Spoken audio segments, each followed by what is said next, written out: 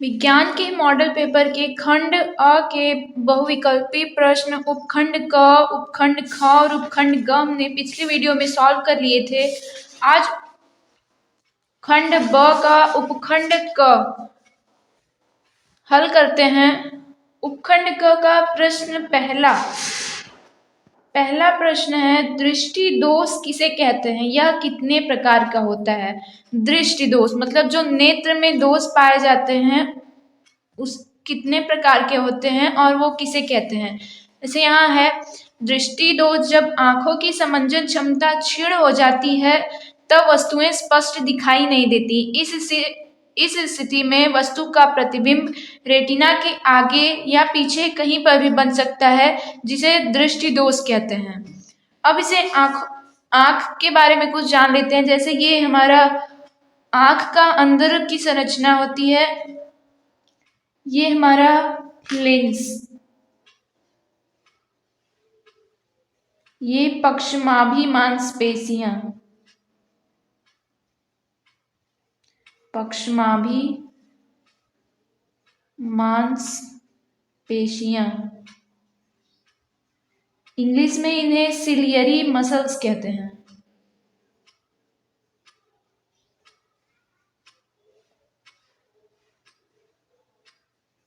Ciliary muscles, और lens को तो लेंस ही कहते हैं। ये हमारा रेटिना होता है, रेटिना जहां पर प्रतिबिंब बनता है, रेटिना।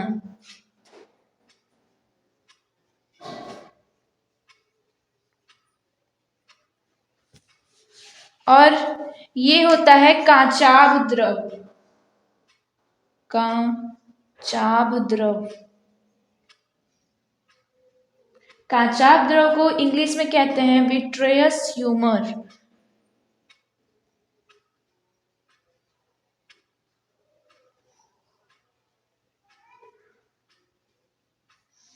ये हो गया। अब ये हमारा इधर का जो होता है इसे आइरिस कहते हैं, आइरिस।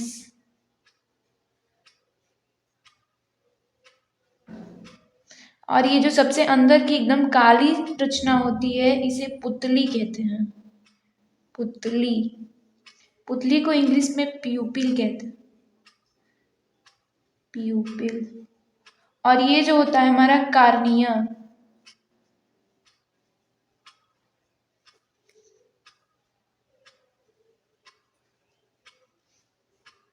ये हो गए आंख की हमारी संरचना।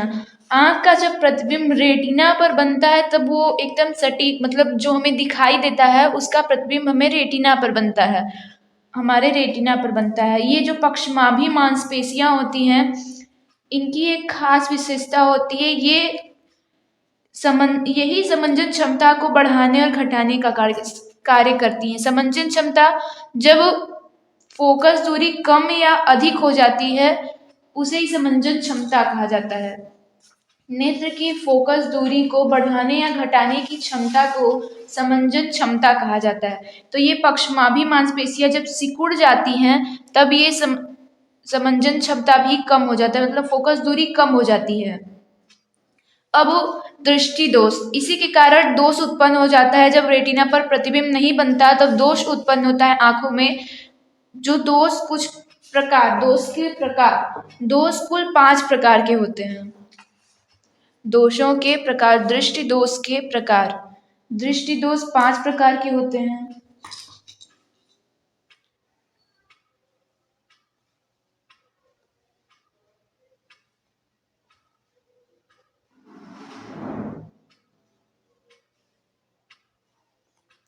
पहला होता है दूर दृष्टि दोष, दूर दृष्टि दोष। दूसरा निकट दृष्टि दोष,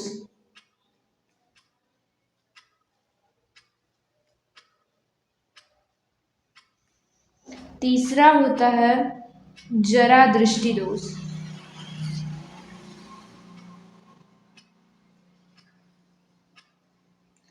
चौथा वर्णांधता, और 5वां होता है अबिंदुकता।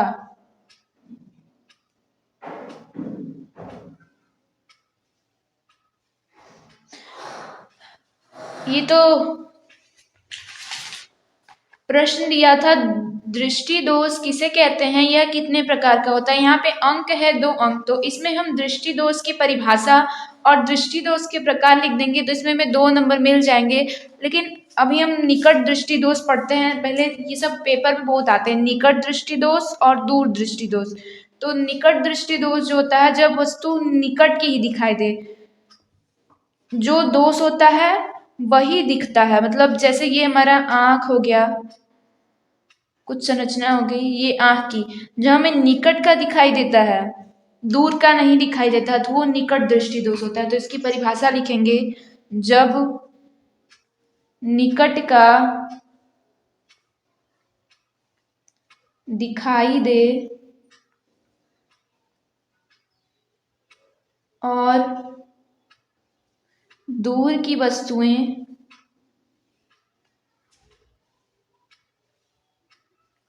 न दिखे, तो उसे निकट दृष्टि दोष कहते हैं।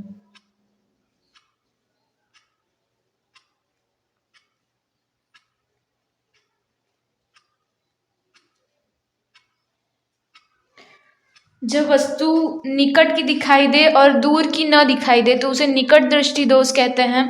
निकट दृष्टि दोष का कारण क्या होता है? निकट दृष्टि दोष का कारण, निकट दृष्टि दोष का कारण होता है जब ये हमारा आंख का गोलक, ये जो पूरा गोलक होता है वो बढ़ जाता है। नेत्र गोलक का बढ़ना, नेत्र गोलक का बढ़ना, नेत्र गोलक के बढ़ने से निकट दृष्टि दोष होता है। और समंजन क्षमता कम हो जाना, समंजन क्षमता कम हो जाना। जैसे इस चित्र के माध्यम से समझते हैं, ये हमारा कोई वस्तु से जब हम किरण लेंस की ओर डालेंगे, ये इस प्रकार, तो ये उत्तल लेंस है। उत्तल लेंस जो होता है अभिसारी लेंस होता है, जो अपने फोकस पर सबको केंद्रित कर देता है। यहाँ पे प्रतिबिंब बना यहाँ पे, लेकिन बनना चाहिए रेटिना पे, इसीलिए सॉरी,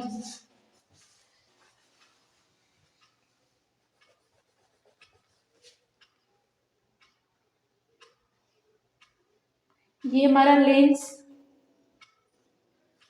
यहाँ पे निकट की वस्तु का जब प्रतिबिंब बनेगा वो तो रेटिना पे बनेगा, परंतु अगर दूर की वस्तु, मान लीजिए इधर कोई दूर की वस्तु, यहाँ से हमारा किरण आ रही है, प्रकाश की किरण आ रही है, ये हमारे रेटिना से पहले ही प्रतिबिंब बन जाता है, जिसके कारण वो प्रतिबिंब हमें दिखाई नहीं देता। इसी के नेत्र गोलक जब बढ़ जाता है, उसी के कारण प्रतिबिंब पहले ही बन जाता है, इसलिए हमें वो दिखाई नहीं देता, जिसके कारण नेत्र दोष उत्पन्न होता है, जिसे निकट दृष्टि दोष कहते हैं। और समंजन क्षमता कम हो जाती है, मतलब जो पक्षमाभी मांसपेशियां होती हैं वो सिकुड़ जाती हैं, पक्षमाभी मांसपेशियां सिकुड़ जाती हैं और समंजन क्षमता कम हो जाती है। अब इस चित्र में हम इस व्यक्ति को, जो व्यक्ति की आंख है उसके सामने लेंस लगा लेंगे। पहले इसका निवारण क्या होता है? निकट दृष्टि दोष का निवारण उचित फोकस दूरी के, उचित फोकस दूरी का अवतल लेंस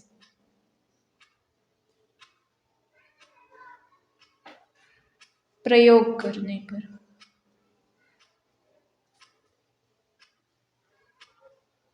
मतलब जिस व्यक्ति को निकट दृष्टि दोष है उसे अवतल लेंस का प्रयोग करना चाहिए। अब यहाँ व्यक्ति को हम लेंस लगा देते हैं, मतलब चश्मे में जो अवतल लेंस होता है वो लेंस लगा देते हैं कुछ इस प्रकार। तो यहाँ से जब किरण आ रही है तो ये जो अवतल लेंस होता है वो अपसारी लेंस होता है, ये प्रकाश की किरणों को फैला देता है। तो यहाँ से कुछ प्रकाश की किरण फैल गई, दोनों फैल के उत्तल लेंस में चली गई, और उत्तल लेंस जो होता है अभिसारी लेंस होता है, इसलिए वो प्रकाश की किरणों को अपने फोकस पर एकत्रित कर देता है। इसका प्रतिबिंब यहाँ रेटिना पर बन गया। इस प्रकार जब अवतल लेंस का प्रयोग करते हैं तो जो दूर की वस्तु का प्रतिबिंब रेटिना पर बनता है तब हमें वो दिखाई देने लगता है। अब दूर दृष्टि दोष, जैसे निकट दृष्टि दोष में निकट का दिखाई देता था, वैसे ही दूर दृष्टि दोष में दूर का दिखाई देता है। तो इसकी परिभाषा लिखेंगे, जब दूर की वस्तु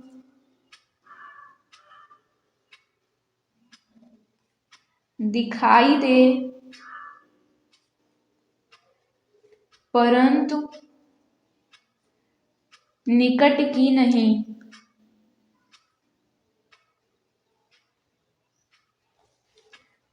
तो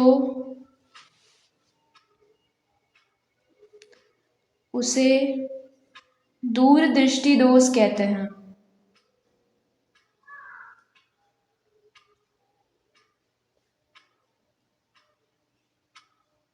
मतलब जो जब दूर की वस्तु दिखाई दे परंतु निकट की न दिखाई दे, उससे आंखों में उत्पन्न दृष्टि दोष को दूर दृष्टि दोष कहते हैं। दूर दृष्टि दोष का कारण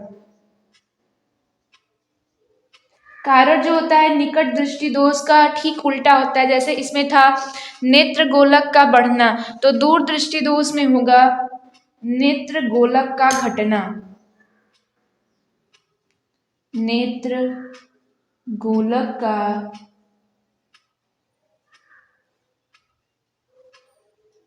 घटना। और दूसरा हो जाएगा, इसमें था समंजन क्षमता कम हो जाना, तो यहाँ पे हो जाएगा समंजन क्षमता बढ़ जाना।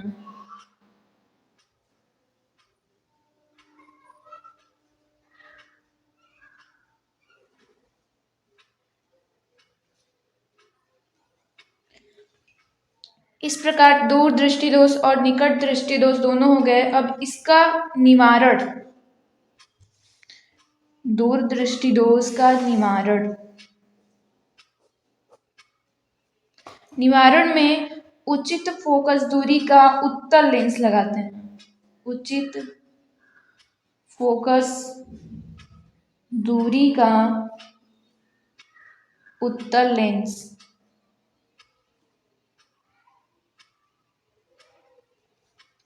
प्रयोग करें। अब इसको याद कैसे रखें, मतलब जैसे निकट में अवतल लेंस प्रयोग हुआ और दूर में जो उत्तल, ये निकट बड़ा शब्द है। जैसे निकट 3 अक्षरों का है, ये अवतल 4 अक्षरों का है, और ये जो दूर है 2 अक्षर का, और ये जो उत्तल है वो 3 अक्षर का है। तो ऐसे याद कर सकते हैं, जो बड़ा है उसके साथ बड़ा लेंस, जो छोटा है उसके साथ छोटा लेंस। जैसे दूर छोटा है तो उसके साथ छोटे अक्षर वाला उत्तल लेंस प्रयोग किया जाना चाहिए, और जो निकट दृष्टि दोष है उसमें बड़े अक्षर वाला जैसे अवतल लेंस प्रयोग होना चाहिए। इसको इस तरह से भी कर सकते हैं, जैसे दूर में ऊ आ रहा है, ऊ से उत्तल। अगर दूर का उत्तल हो गया तो एक ही लेंस बचा और निकट का अवतल हो जाएगा। ये प्रश्न हो गया।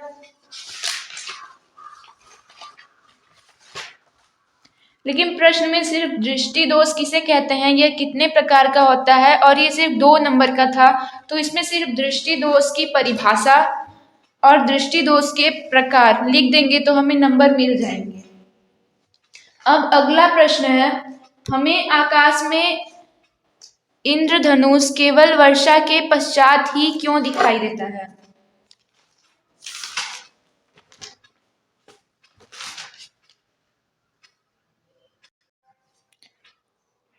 अगला प्रश्न 1 का दूसरा है, हमें आकाश में इंद्रधनुष केवल वर्षा के पश्चात ही क्यों दिखाई देता है?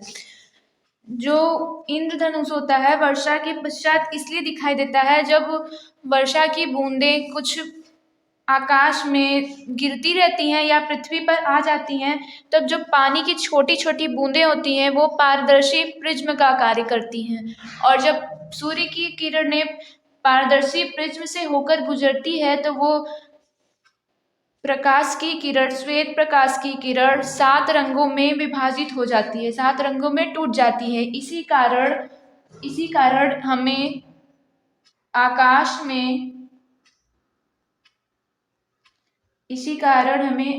में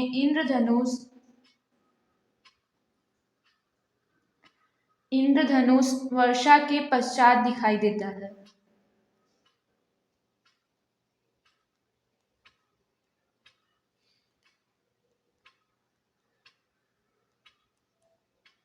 कभी कभी बादलों में कुछ छोटी छोटी बूंदें होती हैं, जिसके कारण कभी वर्षा के पहले या वर्षा होते समय भी इंद्रधनुष दिखाई देता है। और इंद्रधनुष हमेशा सूर्य के विपरीत दिशा में दिखाई देता है।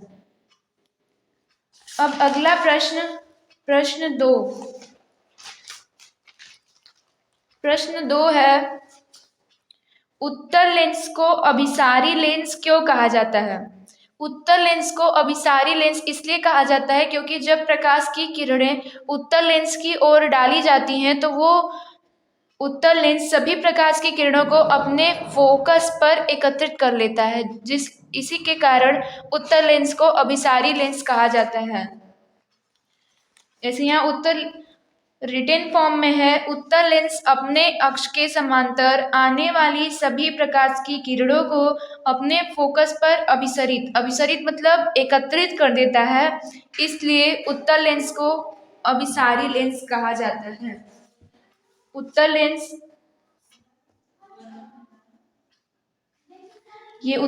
हो गया। ये मुख्य अक्ष के समांतर जब किरणें डाली जाती हैं तो ये प्रकाशीय केंद्र से दूसरे फोकस की ओर एकत्रित हो जाती हैं यहाँ, इसीलिए उत्तल लेंस को अभिसारी लेंस कहा जाता है और अवतल लेंस को अपसारी लेंस कहा जाता है।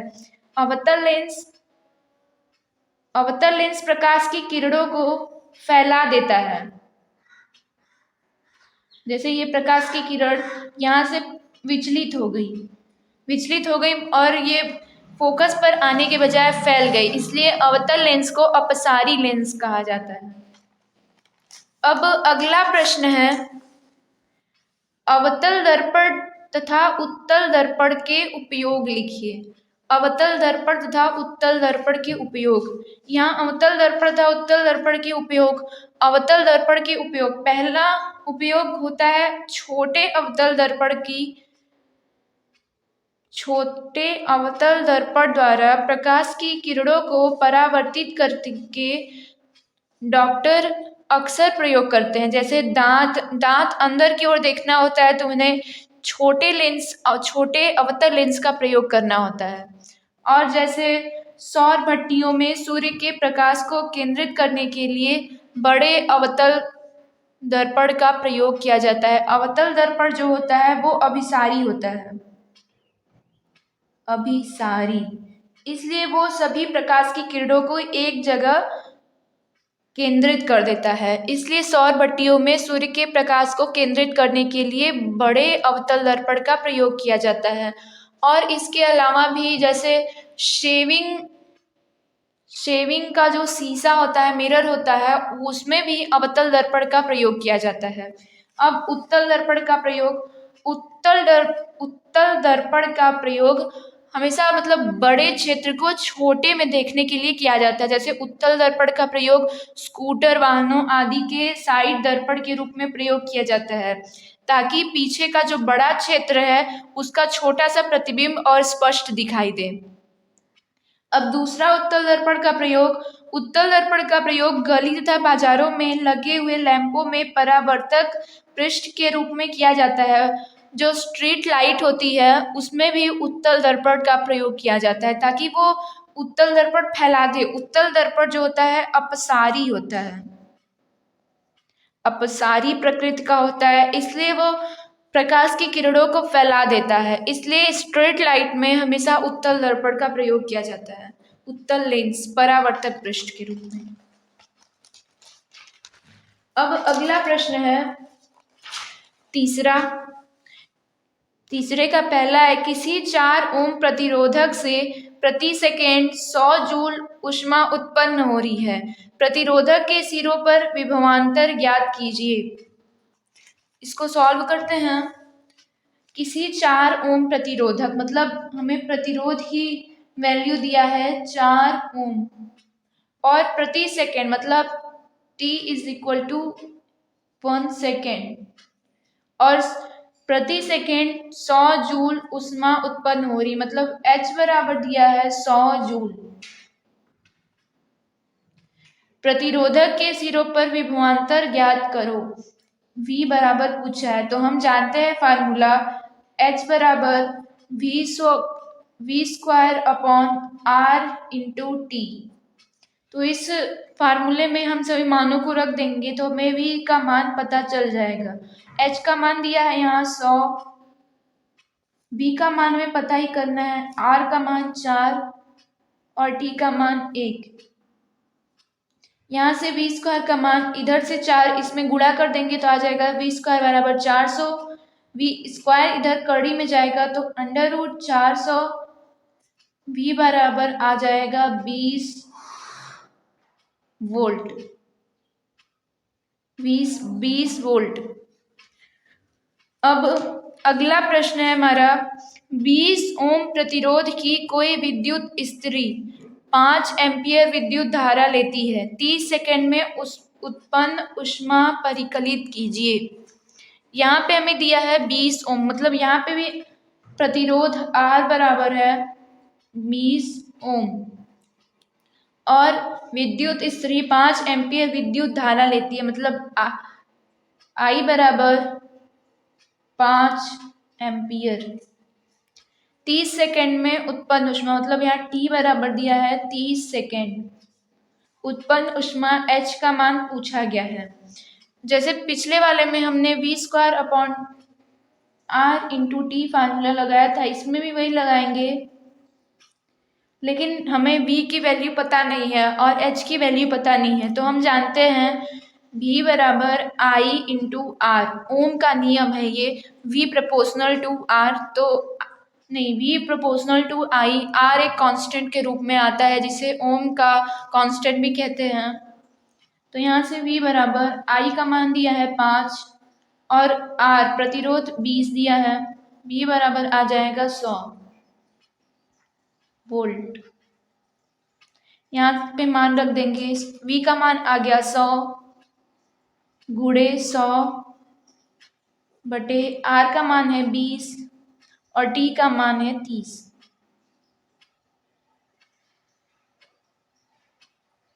ये काट दिए तो हमारा आ गया H बराबर 5000 गुणे 3, H बराबर 15,000 जूल। अब अगले प्रश्न की ओर चलते हैं। हमारा अगला प्रश्न है प्रश्न 4, 2 चुंबकीय क्षेत्र रेखाएं एक दूसरे को प्रतिच्छेद क्यों नहीं करती हैं। 2 चुंबकीय रेखाएं एक दूसरे को प्रतिच्छेद क्यों नहीं करती हैं।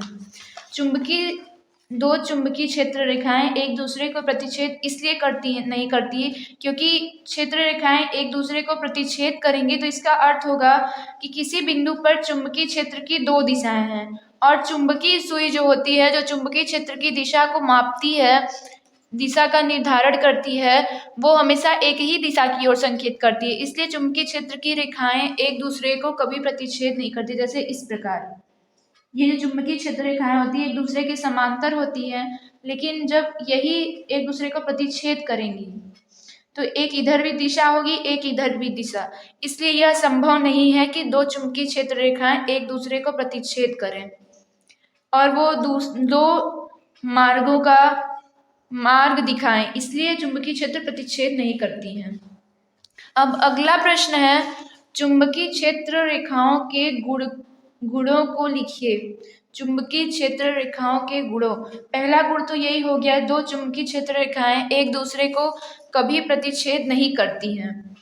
फिर हो गया, ये क्षेत्र रेखाएं वक्र होती हैं, ये जैसे हो गया ऐसे वक्र मार्ग में होती हैं, जो उत्तरी ध्रुव से दक्षिणी ध्रुव तक जाती हैं और ये कभी भी एक दूसरे को प्रतिच्छेद नहीं करती। और तीसरा हो जाएगा चुंबकीय क्षेत्र रेखाएं चुंबकीय क्षेत्र के मजबूती को प्रदर्शित करती हैं। मतलब जैसे यदि चुंबकीय क्षेत्र रेखाएं एक दूसरे के पास पास होंगी तो मतलब चुंबकीय क्षेत्र बहुत ही मजबूत है, और यही चुंबकीय क्षेत्र रेखाएं अगर दूर दूर होंगी तो इसका अर्थ ये होता है कि चुंबकीय क्षेत्र जो है बहुत कम है। अब अगला प्रश्न है, किसी चुंबकीय क्षेत्र में स्थित विद्युत धारावाही चालक पर आरोपित बल कब अधिकतम होता है? हम जानते हैं F बराबर होता है I/B/L साइन थीटा। तो यहाँ पे किसी चुंबकीय क्षेत्र में स्थित विद्युत धारावाही चालक पर आरोपित बल कब अधिकतम होता है? जब धारा की दिशा चुंबकीय क्षेत्र के लंबवत होती है। इसका मतलब यहाँ पे लंबवत होगी तो यहाँ का कोण 90 अंश होगा। F बराबर I/B/L साइन 90 अंश। साइन 90 अंश का मान 1 होता है तो यहाँ से आ जाएगा I/B/L। F बराबर I/B/L सबसे अधिकतम मान होता है। यहाँ पे I जो है वो तार में बहने वाली धारा, L तार की लंबाई और B जो है तार का चुंबकीय क्षेत्र है। अब अगला प्रश्न है हमारा अथवा का। इसमें तो हमें चौथे प्रश्न में अथवे में 2 प्रश्न दिया है, या फिर इसको करें या फिर ये वाला भाग करें। मैंने दोनों करके दिखाया है, आप जो कोई भी कर सकते हैं। तो अथवा प्रश्न है हमारा, फ्यूज तार विद्युत साधितों का बचाव किस प्रकार करता है? फ्यूज तार विद्युत साधितों का बचाव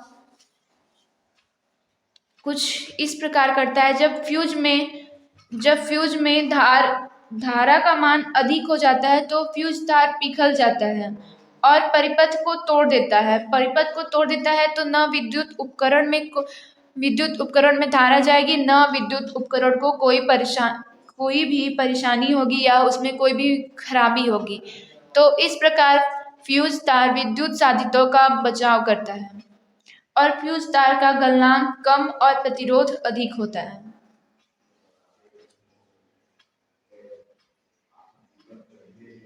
यह बिजली के उपकरणों को किसी भी क्षति से बचाता है। इस प्रकार फ्यूज तार विद्युत साधितों का बचाव करता है। अब अगला प्रश्न है, धारावाही परिनालिका के उपयोग द्वारा किन अवस्थाओं में स्थायी विद्युत चुंबक प्राप्त किया जाता है? परिपथ आरेख खींचकर उत्तर की पुष्टि कीजिए। धारावाही परिनालिका के उपयोग द्वारा, पहले तो धारावाही परिनालिका के उपयोग किया जाता है तो स्थायी चुंबक प्राप्त करने के लिए निम्नलिखित शर्तों की आवश्यकता होती है। यहाँ पे इसका चित्र है। ये जो छड़ हमने लिया है ये सोलेनाइड की छड़ है। ये स्टील की रॉड है, मतलब स्टील की छड़। और ये जो लपेटा गया है इस पे, ये सोलेनाइड है।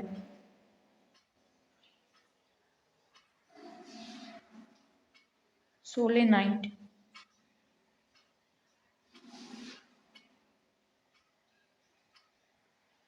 तो इसमें प्रश्न है, धारावाही परिनालिका के उपयोग द्वारा किन अवस्थाओं में स्थायी विद्युत चुंबक प्राप्त किया जाता है? परिपथ आरेख खींचकर उत्तर की पुष्टि कीजिए। तो यहाँ पहला होना चाहिए, सोलेनाइड के अंदर छड़ स्टील जैसी चुंबकीय सामग्री से बनी होनी चाहिए। चुंबकीय सामग्री मतलब जो लोहे को अपनी ओर आकर्षित करने की थोड़ी मोड़ी क्षमता रखता हो, उसी सामग्री की बनी होनी चाहिए, क्योंकि जो चुंबकत्व के बाद लंबे समय तक चुंबकीय गुणों को बनाए रखे। जब उसमें चुंबक के कुछ गुण पाए जाएंगे तो वो चुंबकत्व के बाद भी चुंबकीय गुणों को बनाए रखेगा। दूसरा है सोलेनाइड के माध्यम से धारा, प्रत्यक्ष धारा डीसी करंट होनी चाहिए। और तीसरा, सोलेनाइड में घुमावों की संख्या बड़ी और बारीकी से बंद की जानी चाहिए ताकि इससे अंदर एक मजबूत और समान चुंबकीय क्षेत्र उत्पन्न हो सके। यहाँ पे सोलेनाइड के घुमावों की संख्या जोर जोर से घुमाई जानी चाहिए, मतलब अधिक संख्या में घुमाई जानी चाहिए ताकि इसके चुंबकीय क्षेत्र अधिक से अधिक हों और इसका जो चुंबकीय क्षेत्र उत्पन्न अधिक से अधिक होगा तो इससे अधिक स्थायी विद्युत चुंबक प्राप्त होगा। और यहाँ पे हमने करंट से जोड़ दिया है तो ये कुछ इस प्रकार धारा प्लस टर्मिनल से माइनस टर्मिनल की ओर जाती है। तो धारावाही परिनालिका के उपयोग से स्थायी चुंबक प्राप्त करने के निम्न विधि होते हैं और इन शर्तों की आवश्यकता भी इसीलिए होती है कि एक मजबूत चुंबकीय क्षेत्र उत्पन्न हो सके।